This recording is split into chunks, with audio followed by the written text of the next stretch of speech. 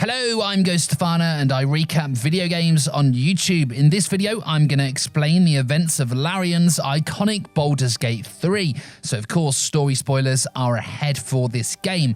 Now I say this with almost every game that I recap, and although I really do appreciate your view on this video, I do recommend playing this one for yourself. It's a masterfully crafted game and you'll pour hours into it. And I wouldn't be a YouTuber if I didn't try and redirect you somewhere else. So if you'd like to see my video ranking all the companions from this game, then you can click in the box up here and of course, say it with me, subscribe if you like this content. I'm only a small independent YouTuber and it really does make a massive difference. Thank you, and I promise that's the begging over.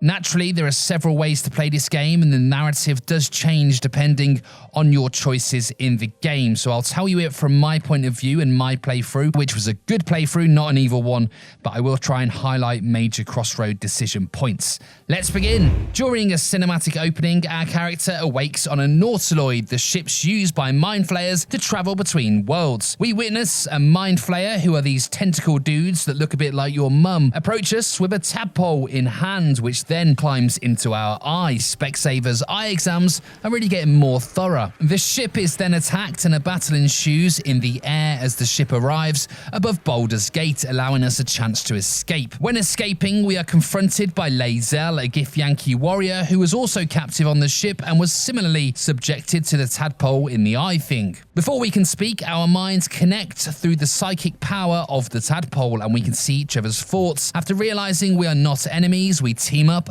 and try and escape together. We also find and rescue, player determined, another captive called Shadowheart. If you choose not to rescue her here, she will still show up later on, but just be a little bit pissed off. After fighting our way through the ship, it eventually crash lands and we fall and die and the game ends. Only joking, we of course are saved by our plot armor and land safely on the beach. On the beach, we reunite with Shadowheart, who also survived the fall. She carries a mysterious artifact on her, which she is very secretive about. More on that later on. For now, she offers to join us and seek out a healer to attempt to remove the tadpoles from our heads. We also learn that the purpose of the tadpoles are to essentially take over your brain and eventually turn you into a mind flayer. Along the way, we are also reunited with Lae'zel and meet Astarion, a sexy and sassy vampire, Gale, a lovable and somewhat boring wizard, and Will, a posh twat with a sword, all of which are also infected by a tadpole, and our early game party is formed. We stumble across a druid's grove, which is currently sheltering a group of tiefling refugees. We help the group fight off some attacking goblins and are allowed inside. Inside, we meet a druid healer, Nettie, who claims she cannot heal our condition, some fucking healer, but she can give us a way out and offers a vial of poison. However, Nettie claims her mentor, Halsin, may be able to help, although, of course, he has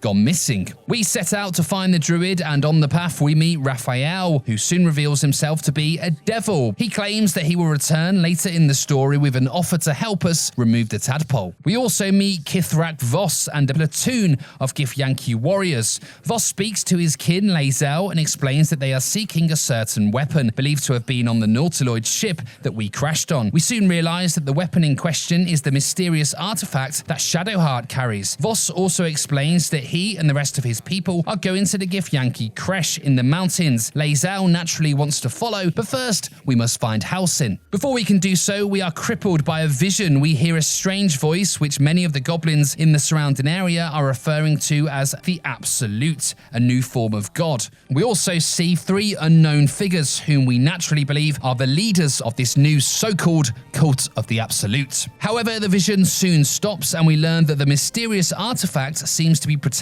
us from the vision and the influence of the Absolute. Further along the road, we meet Karlach, a fiery, quite literally, barbarian who joins our party. During this time, we begin to learn more about our companions. Each of them has their own unique story. For example, Shadowheart is a daughter of Shah, which means she worships the goddess Shah, the god of darkness. She has also lost memories from her childhood. And Astarion is a vampire who is on the run from his master, Cazador. For timing reasons, I won't go into all the personal stories now, but I will mention them if they cross over with the main story, which most of them do at some point. We learn of a goblin camp said to be the home of absolute cultists. Inside, we of course find many goblins, including this one, which Also looks like your mum. Inside, we are referred to as a true soul, which is someone which hears the voice of the Absolute and conveys it to others, which simply put means we have a tadpole in our head and we can sometimes use its ability to influence others. Inside the camp, we find a captive bear who we can help free. After doing so, the bear transforms into a human,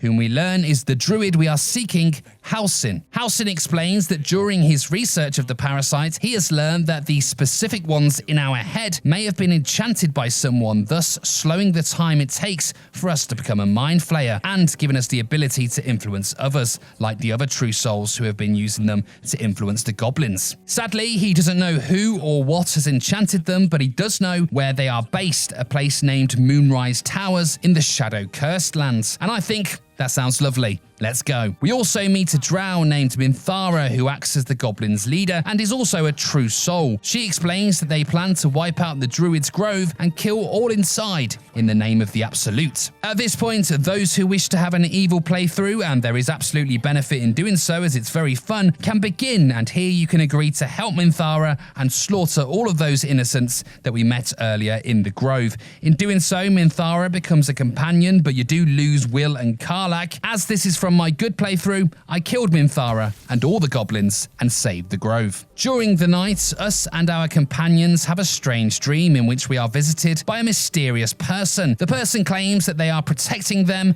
and that they saved them from their fall at the start of the game, and they are also protecting us from transforming into a mind flayer.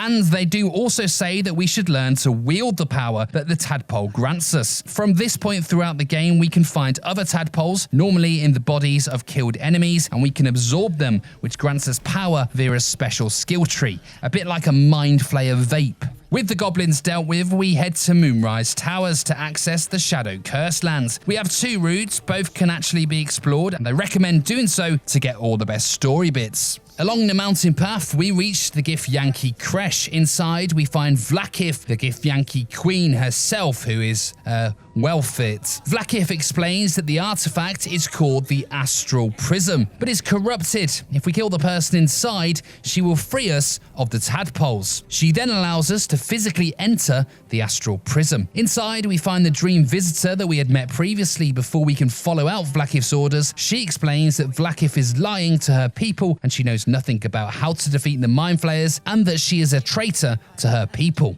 We return to the creche and fight our way out before returning to the path to Moonrise. At our camp at night, Kithrak Voss again arrives and backs up the dream visitor's claims and details some of Vlaakith's monstrosities. He asks us to find him in Baldur's Gate and to bring the Astral Prism along too. The other path to Moonrise, and ultimately the one that I chose to use, goes through the Underdark, the home of the Drow. It's a sprawling world full of side quests, which is why I recommend it as the best route. In there we meet Nier, who is a true soul who has enslaved a group of gnomes. We can side with Nier or kill him. Either way, it grants us passage into the Shadow Cursed Lands, officially ending Act 1. The Shadow Cursed Lands, as the name suggests, are cursed by a shadow. We seek refuge at the Last Light Inn, an inn which is mysteriously protected from the curse. When there, we meet Jaheira, someone previous Baldur's Gate players will recognize. Although initially hostile, Jaheira welcomes us in and eventually joins our party due to the fact that she learns that we had saved the tieflings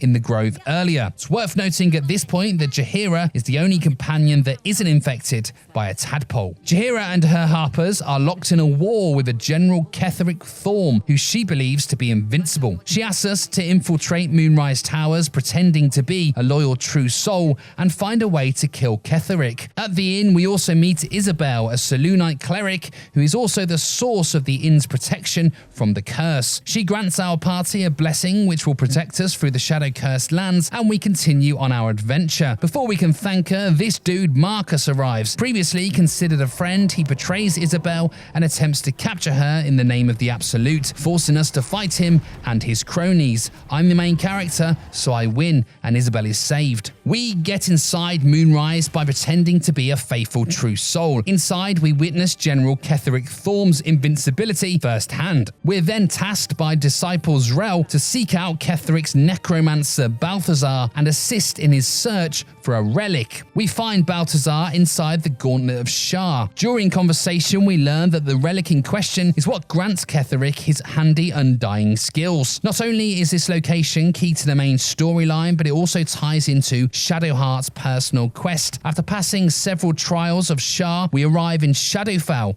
the land of the goddess Shar. Inside, we find Balthazar confronting an Aasimar woman named Dame Aelin, also known as the Night Song, which is something previously believed to be a powerful object, which is heavily referenced throughout the game. Dame Aelin is the daughter of Selûne, the goddess of the moon and the opposite of Shar, and is the source of Ketheric's long life. Three things can happen here, and it depends on our choice. Balthazar can be allowed to leave with the Night Song and take her to Ketheric. We can let Shadowheart kill her, which will please her goddess Shar, and make Shadowheart a Dark Justicia, which is a highly coveted position among Shar followers. Or we can free Dame Aelin, which leads to a fight with Balthazar. I chose the third option mainly because I could tell Shadowheart is a clearly conflicted person when it comes to Shar and her evilness due to her suppressed memories. After I kill Balthazar, Aelin says see ya and heads off to kill Ketheric Thorm. We can't fly, so we are forced to get an Uber. Back at Moonrise Towers, we, alongside Dame Aelin and Jaheira's Harpers, fight our way to Ketheric. Ketheric holds the upper hand in the fight and nearly kills us, only for the Astral Prism to intervene and save us, leaving Thorm furious that the item he sought was with us all along.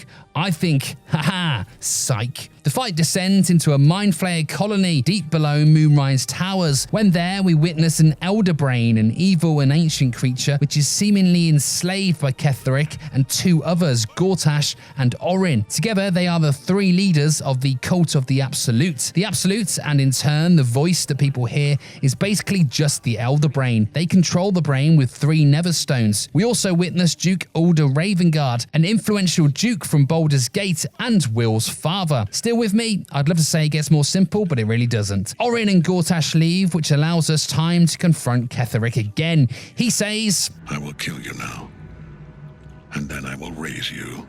And I don't think you have the facilities for that, big man.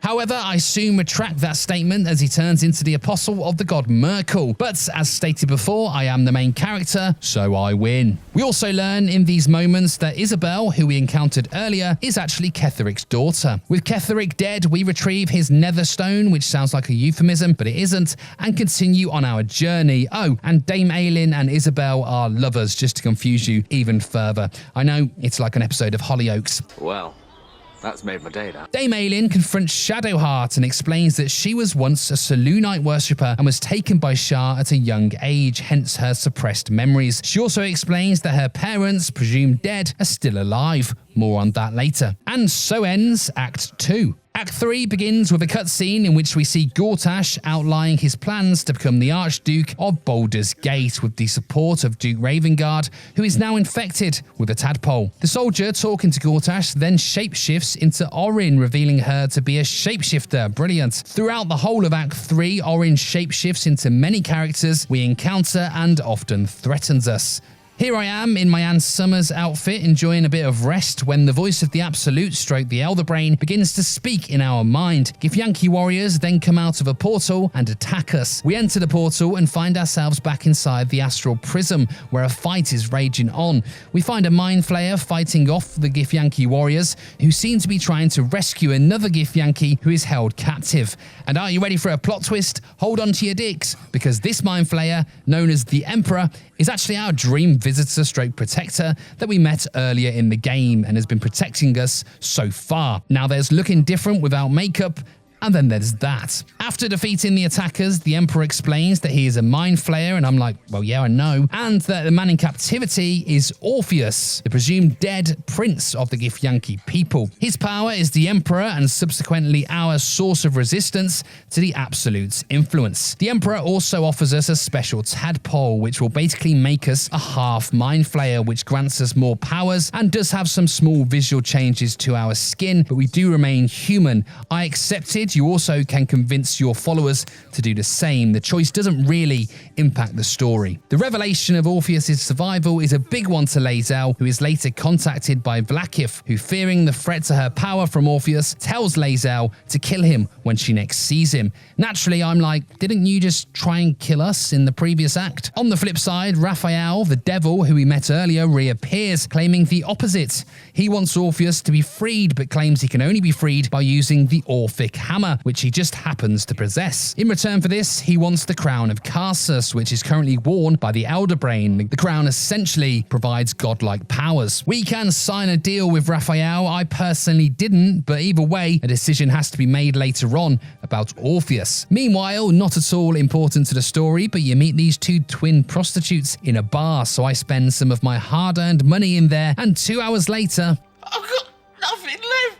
bankrupt and stinking of shame, we confront Lord Gortash, who doesn't fight us. Instead, he proposes a partnership. He asks us to kill his partner, Orin, and then together we can rule the Elder Brain. For now, a partnership seems to help us, so we set off to find the shapeshifter. However, soon after, Orin finds us and via her means of shapeshifting, presents herself as a member of our camp. She then reveals that said camp member, in my case Gale, has been taken and is being held captive by her in her lair. And to free him, we must kill Gortash for her and then face her in combat inside her temple. While we decide we can, if we wish, enjoy a romantic evening with the Emperor. You can experience this in human form or his mind flayer form. Tempting as it might have been, I opted for the form with, less tentacles. After another horny side quest, we venture into the House of Hope, the home of Raphael. This can be approached in many ways depending on your earlier choices, but my approach saw us steal the aforementioned Orphic hammer and kill Raphael in the process. Meanwhile, Shadowheart's personal quest reaches its conclusion and we confront Shar herself and find Shadowheart's long-lost parents, captive prisoners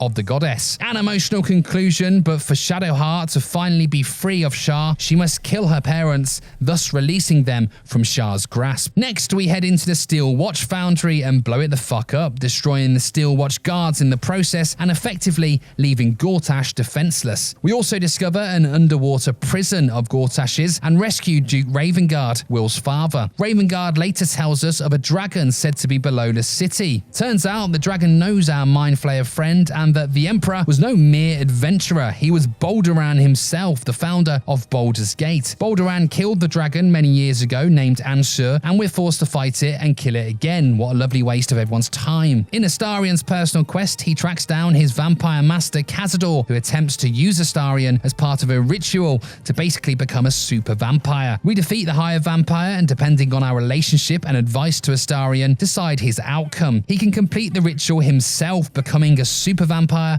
but in turn sacrifices all of his fellow vampire spawns. I talked him out of this, so instead he brutally kills Cazador and we continue on our adventure. Meanwhile, in Jaheira's questline, we meet Minsk, a character regular Baldur's Gate players will recognize, and he joins our team. We finally track down Orin in her lair and prepare to face off before she then turns into my ex-girlfriend. After defeating this monstrosity, we rescue our captive campmate and retrieve her Neverstone. Next, we meet Gortash, and once again, he proposes a deal, and I'm like, nah, mate, and kill the Archduke and receive his Netherstone, the final of the three. With the stones in possession, we see a vision showing us the location of the brain. It's in a morphic pool under the docks of the city. Alongside our band of merry men and women, we seek out the brain, that was a typo. The closer we get to the brain, the harder it becomes as it begins to infiltrate our mind. With the stones, we summon the Elder Brain for a face-to-brain conversation conversation. We soon learn, however, that we have been duped, and this was the brain's plan all along. By bringing the stones to it, we have liberated it and freed it. The Emperor arrives to save us just in time, but with the brain free, it rises above Baldur's Gate and calls in an army of mind flayers who begin to assault the city. The Emperor explains that this is not an elder brain, but it's actually a nether brain, something even more powerful, and that we need to rethink our plan. And I think, oh, you think so? He claims that to defeat it, we must give him the stones, and then he will assimilate the power of Orpheus. A few outcomes are possible here. Firstly, and most rarely, if you become a half mind flayer earlier, you can transform into a full mind flayer here and assimilate Orpheus yourself. Or, as Lae'zel suggests, you can free Orpheus with the Orphic hammer we stole from Raphael, or you can go along with the Emperor's plan. I opted to go along with the Emperor's plan, which Lae'zel disapproves of, but by passing a persuasion check, she does remain in your party. If you do free Orpheus, he will join your fight with the brain, but the Emperor won't. In fact, the Emperor will actually side with the nether brain. There's also a high chance at least one of your party will become a full mind flayer by choosing this option. After giving our blessing, the Emperor chows down on Orpheus's head like a dog to a bone, and then says, Do not judge me. Okay, well I am, because I just saw you suck on a bloke's head. We return to Baldur's Gate and witness an almighty battle ensuing as the forces of the city try and fight back against the Mind Flayer invasion. The allies you have made throughout the game through your choices will determine how many and who fight alongside you in these final battles. We fight our way to the stem of the brain and naturally think, I should climb this, what could go wrong? The brain then says, fuck this, I'm off, and whisks us away. At the top of the brain, we prepare for a final face-off in which the brain calls in a dragon to his side, which is a bit fucking unfair when I'm stuck with Shadowheart, who has the aim of a dyspraxic stormtrooper. But we are of course the main character, so we do indeed win. We then confront the weakened Neverbrain alongside our tentacled lover. We are then presented with a choice which will decide which ending we get. We can dominate the brain with the Emperor, essentially continuing the work of the Absolute, just replacing Orin and Gortash. We can tell the Emperor to use the Neverstones to command the brain to destroy the tadpoles and then itself, ridding the world of its influence. Or we can do what is deemed as the evil option. We can basically betray the Emperor and dominate the brain ourselves, essentially becoming the Absolute and wielding all the power. As this was my good playthrough, I opted to destroy the brain and save Baldur's Gate. The Neverbrain falls into the sea and explodes, and with that does the Absolute and all of the tadpoles. The people of Baldur's Gate rejoice, as does my girlfriend, knowing I'll now speak to her again after spending 2 whole months playing this game. In the final scene, the Emperor bids us goodbye and goes on his own way, and we also see a conclusion to each of our companions' personal quest. For example, if you convince the Starian to not complete the ritual and become the ultimate vampire, without the protection of the tadpole, he begins to burn in the sunlight like a regular vampire, causing him to flee, never to be seen again. And that is what happens in Baldur's Gate 3. Now, a lot more happens, of course, as this game is huge, but this video just covers the basic storyline, so please don't berate me for missing stuff out. I only did so because it wasn't essential to the main story. For more videos just like this, then please hit subscribe.